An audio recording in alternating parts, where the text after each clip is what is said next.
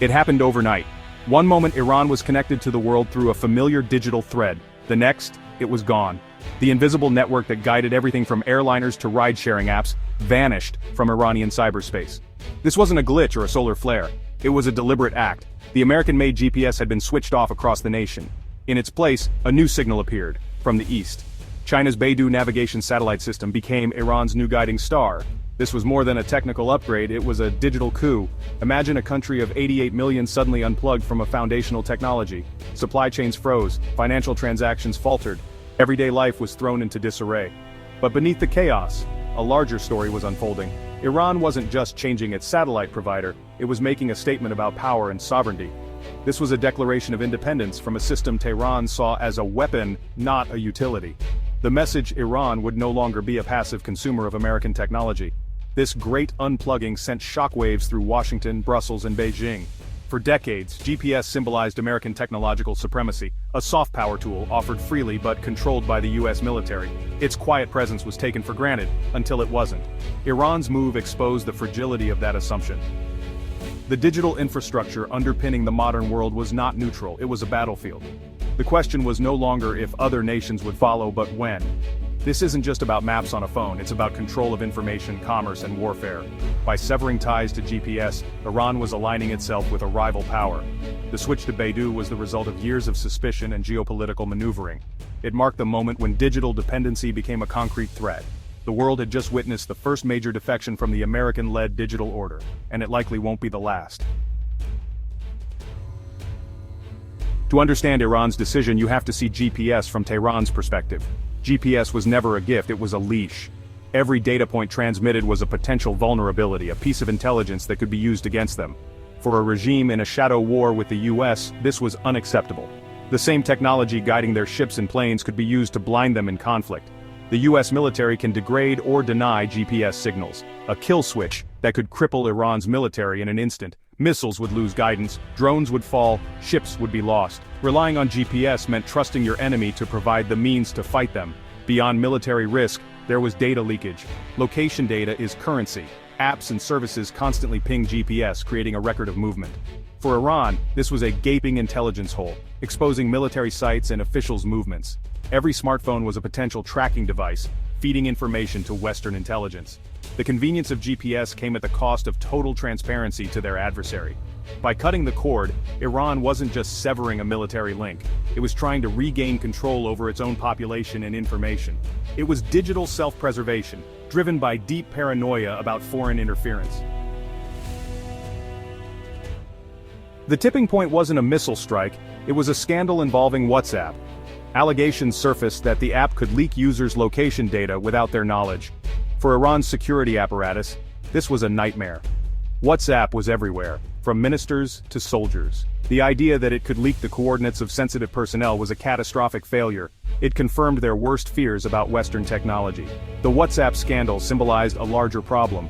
Every Western app built on GPS was a potential security risk. Iran realized it was fighting a digital war on its own soil. The government's response was swift, a massive internet shutdown, cutting the population off from the world. It was a desperate attempt to stop the data hemorrhage, a dress rehearsal for the great unplugging.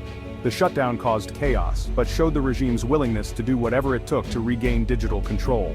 The search for a GPS alternative became an urgent national security imperative.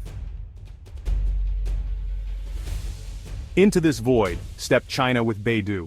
For Iran, Beidou wasn't just a replacement, it was an upgrade. Developed by a fellow US rival, Beidou offered partnership and security. Unlike GPS, controlled by the US military, Beidou is run by Beijing. Switching meant moving from an adversary's system to a partner's. Beidou boasts more satellites, greater accuracy, and advanced encryption.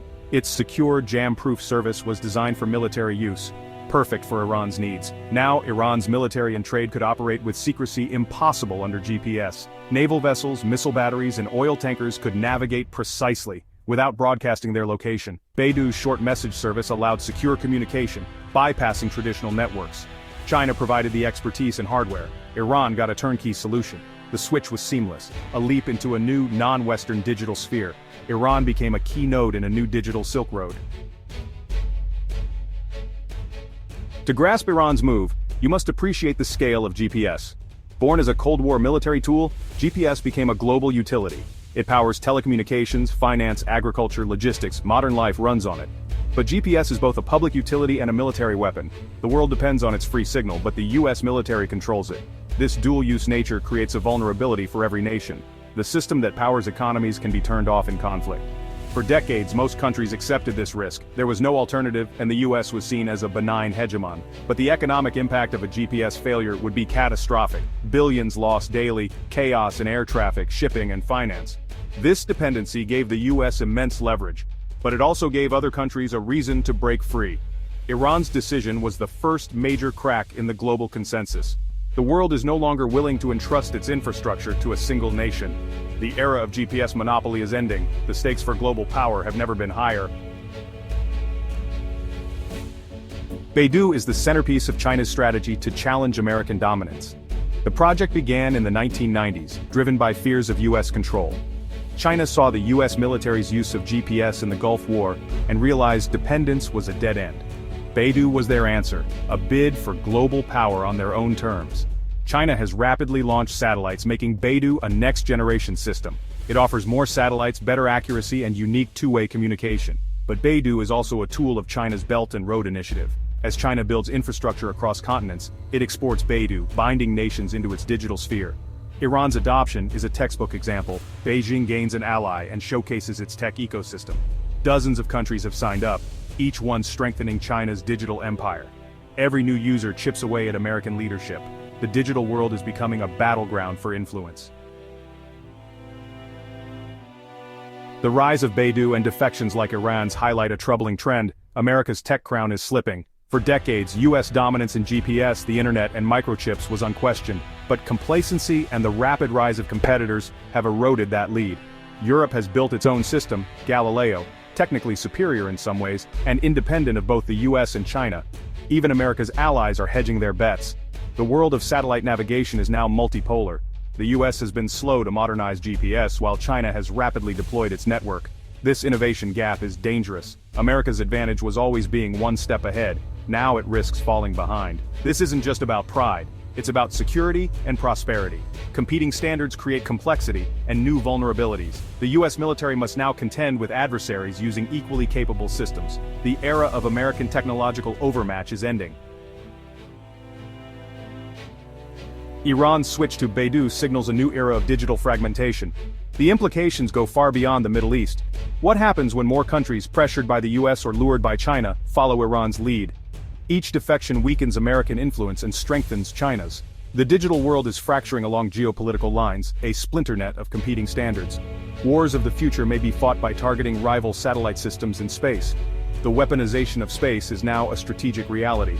The US faces a crossroads. Its open GPS system is being exploited by a rival offering a closed, aligned alternative. To compete, America needs a new grand strategy for the digital age, one that reinvests in innovation and strengthens alliances in orbit. The ultimate question, is Iran's digital coup an isolated event, or the first tremor of a seismic shift in global power? The nation that controls the stars will have the decisive advantage in the conflicts to come.